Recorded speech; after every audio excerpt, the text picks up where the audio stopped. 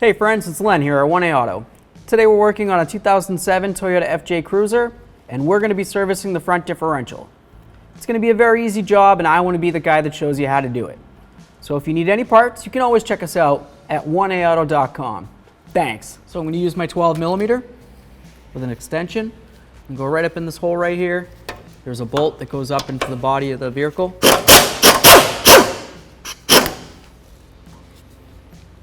That's what it looks like. We're going to do the same thing to the others. Watch out for dripping fluid. Gonna be the last one here.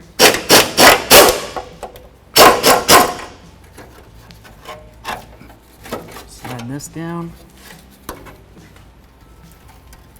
Just hooked onto. There it is. There we are. We removed our shield. We'll get this out of the way. So this drain plug right here is looking like it's been in there for quite a while. I'm going to do the fill plug as well. First thing we need to do is remove the fill plug. You want to do that first, just in case it doesn't want to come out. You don't have your fluid drained. Nice. Okay. You don't want to have your fluid drained out with no way to fill it. So pull out that fill plug. That's what it looks like. I'm going to grab my drain bucket, collection receptacle. I'm going to use my Allen head 10. I should have mentioned that to take out the fill plug. I'm going to use it for the drain plug as well. I'll stick it in there. If it doesn't feel like it's going in very far, you can just go ahead and give it a couple bonks with your hammer. I'm going to try to take it out. Came out a little easier than I was expecting, just like the upper there, so I guess I'm doing all right. Now we'll just remove the plug completely into our receptacle. Okay friends, just something that I wanted to show you real quick on the plugs on this.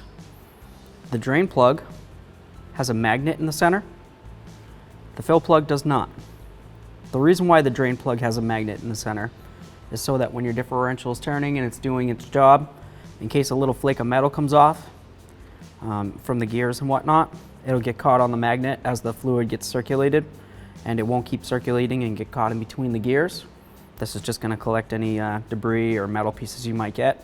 And it's also a good indicator when the next time you do your change, if you have a lot of metal debris on there, not just the little shavings and whatnot, but you know, large chunks, then you might know that you have a differential issue. This one was pretty good, so I'm not really worried about it. I just wanted to show you the plugs. Now we can move ahead to the next step. We've got this down to a trickle. You can wait longer if you want to. It can take, you know, a couple days if you got all that time. I'm just going to go ahead and put in this drain plug. I'm going to snug it up. There we are. I'm going to torque this in a minute. First we're going to fill up our fluid. We'll put in that plug and then torque that one at the same time. All right, so now we're going to go ahead and try to fill it. If you're using the quart bottles, it can be quite the task, but it can be done.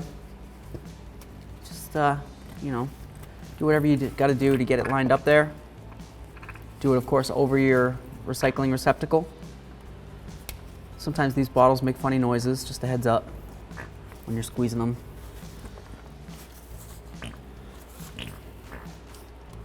See if I can get it, get out as much of this fluid as possible into the differential.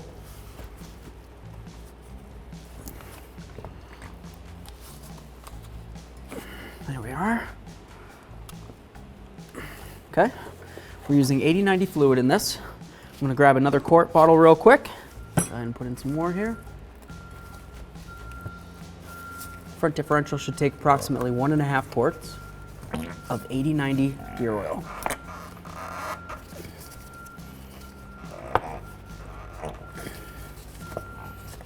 They sell things that you can use to fill these much easier. I'm sure you can get one 1aauto.com.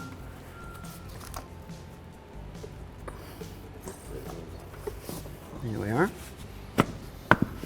We're just going to let that continue till it's trickling, and then we'll insert the fill plug. All right, we've got our fill plug. It's nice and clean.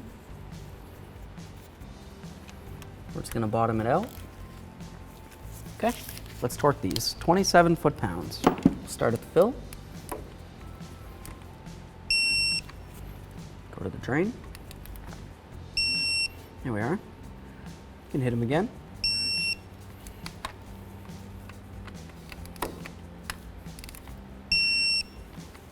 Tight, tight.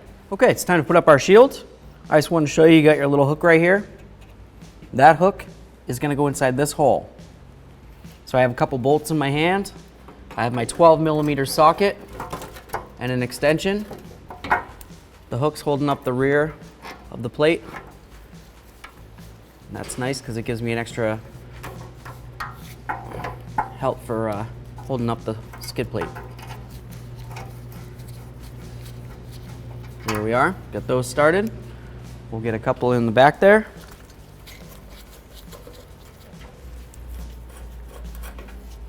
Okay, we've got them all started. We can go ahead and tighten them up. Okay, 12mm. I'm gonna blast these in.